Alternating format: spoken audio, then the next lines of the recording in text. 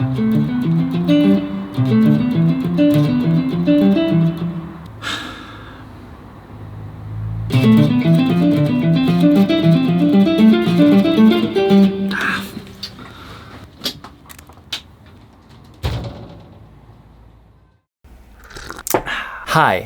I think I just found the most finger twisty guitar exercise ever. And I'm pretty bummed about this because I wanted to record this video yesterday, but I just couldn't do it. I couldn't play it, not the way I wanted to. So yeah, here I am today, coming to you with a finger exercise you should really learn. And we're going to build it up from pretty twisty to extremely twisty. So stay with me, there's something in it for everyone. So why not make this an Instagram challenge? If you learn how to play this properly, you can mention me at PaulDavidsGuitar with the hashtags finger twister and hashtag PaulDavids, so everyone can see how you're doing. And the tabs of all the examples I'm playing and even some more are available at my Patreon page. This exercise is good in two different ways. The first one being technical. You can't really be making any excessive movements, which is always a sign of bad technique. And also the finger independency is going to be addressed. And the second reason is playing this and you will really learn the major scale. So you think you know it because you can play it up and down. But do you really know it? I don't think so, and you will find out why if you play this exercise. Alright, here we go. This is exercise number 1. We start on fret 8 on the low E string. And then we jump up a sixth to fret 7 on the D string. The next step is fret 10 on the low E string. And then we jump up to fret 9 on the D string. So we're playing intervals of sixth. We always jump 6 steps in the scale. So from C to A and from D to B. And that continues for the entire exercise. So it's played like this.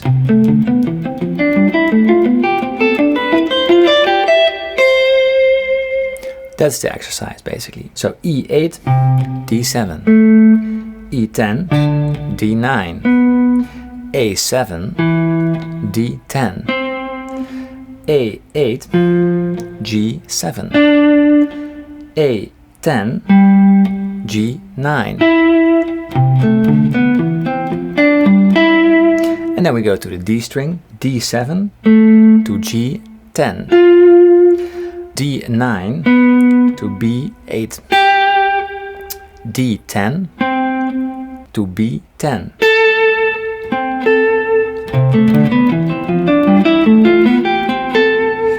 Then we go to 7 on the G string and the high E fret 7. Fret 9 on the G, fret 8 on the high E.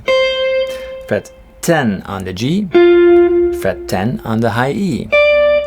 Fret 8 on the B string, fret 10 on the high E string. And then I end on fret 8. So if this is too fast for you, just figure the notes out by yourself because it's really that easy. It's just a mathematical pattern. We start on the C and then we jump a sixth up. Then we start on the D and we jump a sixth up. Then we start on the E. So it's just alphabet.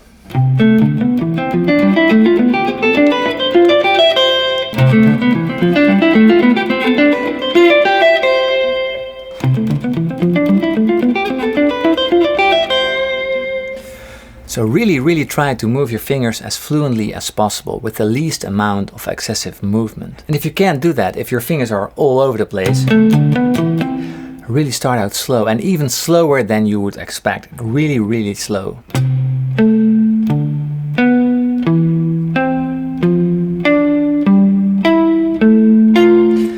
No cheating. Fret 7 is played by the index finger, fret 8 is by the middle, ring plays fret 9 and pinky plays 10. So only at this point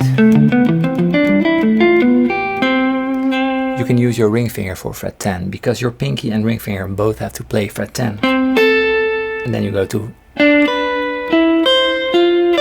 and then again 10 and 10, ring and pinky.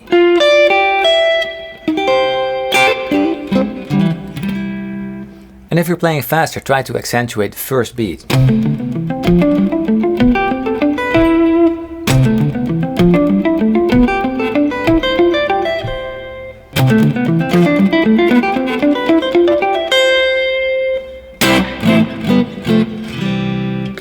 Lovely. And now to exercise number 2, the final exercise. So here we go.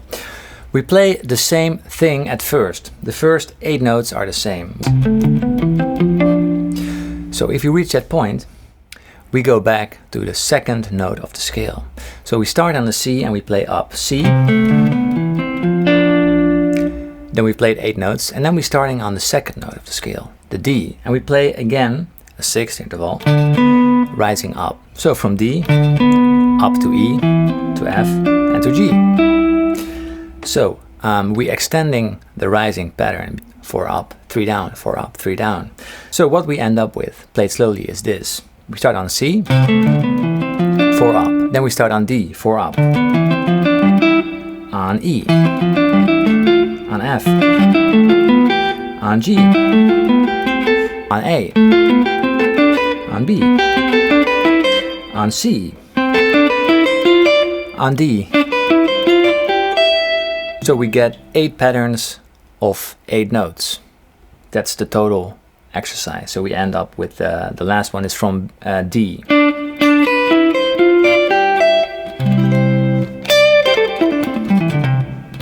So in this exercise there's one part that's particularly really difficult. It's from the F and then to G. Those two behind each other always tend to twist my fingers. So after each other it sounds like this.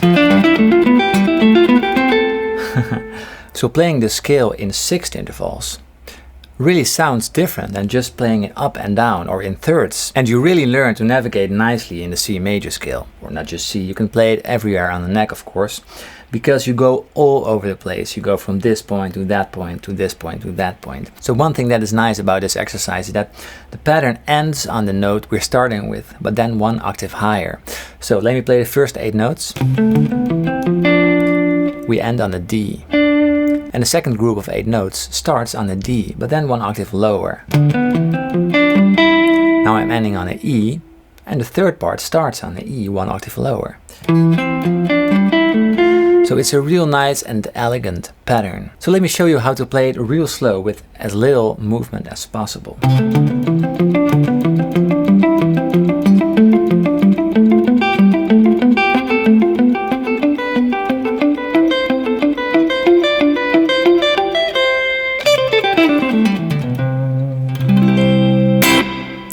Alright, so that is the exercise, and remember, proper technique.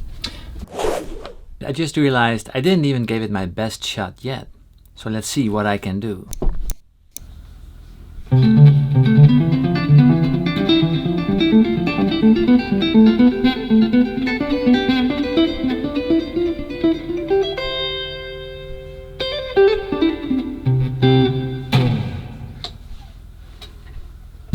So as you might have noticed, I was playing with my fingers. I was just a little bit faster, without a pick. Alright, so I gladly see your attempt on Instagram. Back to you, Ball. And remember, proper technique, fluently, elegant, those are the keywords. No excessive movements. Alright, have a wonderful day, and I hope this one keeps you busy for a while. Cheers!